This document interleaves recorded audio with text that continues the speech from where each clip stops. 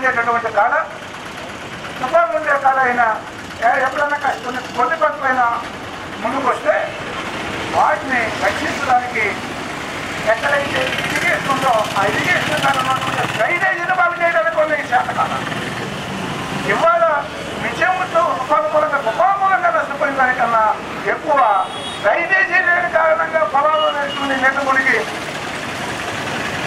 విపరీతమైన నష్టాలకు గురి కావాల్సి వచ్చింది రైతాంగము. రైతులు భూముల్లో పనిచేసేదానికన్నా నువ్వు ఎక్కువ పద్ధతులు ఇవ్వగలవా?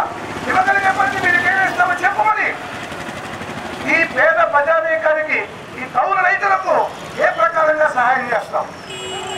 ఒక్కొక్కరికి ఈ 3-4 నెలల్లో 40-50 వేల రూపాయలు సంపాదించుకొని మిగతా పనులు రోజుల్లో చక్కగా బ్రతికే అవకాశం ఉంటే ఆ దాన్ని లోపం చేయాలా లేదా?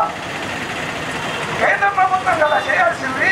శాస్త్రవేత్తలు చెప్తా ఉన్నారు అదేనో అనేటువంటిది ఇది ఏర్పడింది, వర్షపాతం తక్కువగా ఉంటుంది కనుక రైతాంగం మొత్తం కూడా మరి బహు జాగ్రత్తగా మరి అదేవిధంగా అధికార యంత్రాంగం కూడా జాగ్రత్తగా ఉండి నీరుని జాగ్రత్తగా మరి వాడుకోవాల్సిన పరిస్థితి వస్తుందని చెప్పని మనకి ఈశాన్య ఋతుపవనాలు రాకముందే శాస్త్రవేత్తలు చెప్పారు.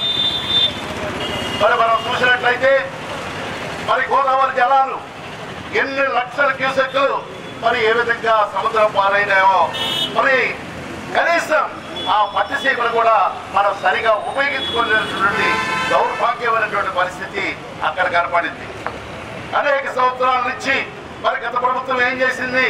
మేము రాగానే మేము చేస్తామని చెప్పినటువంటి ఈ ప్రభుత్వం ఏం చేసిందని చెప్పని రైతాంగం తరఫున కాంగ్రెస్ పార్టీ అదే విధంగా కమ్యూనిస్ట్ పార్టీ సంయుక్తంగా మేము డిమాండ్ చేస్తా ఉన్నాం. అదే విధంగా చూసినట్టయితే ఈ రోజున ఆ పట్టిసీమ లేకుండా ఉన్నట్టయితే మరి కృష్ణ జెండాకి మరి చెంబు నీళ్లు మరి కృష్ణ జెండాకి ఉండదా అని చెప్పి అడుగుతా ఉన్నాం. మరి అదే విధంగా ఎంతో ఇది చేసినటువంటి ప్రకాశం జిల్లాకి ప్రాణమైనటువంటి వెలుగొండ ప్రాజెక్టుని అనేక సార్లు సందర్శించాం. ఇదిగో 6 నెలల లోపల గ్రావిటీ మీద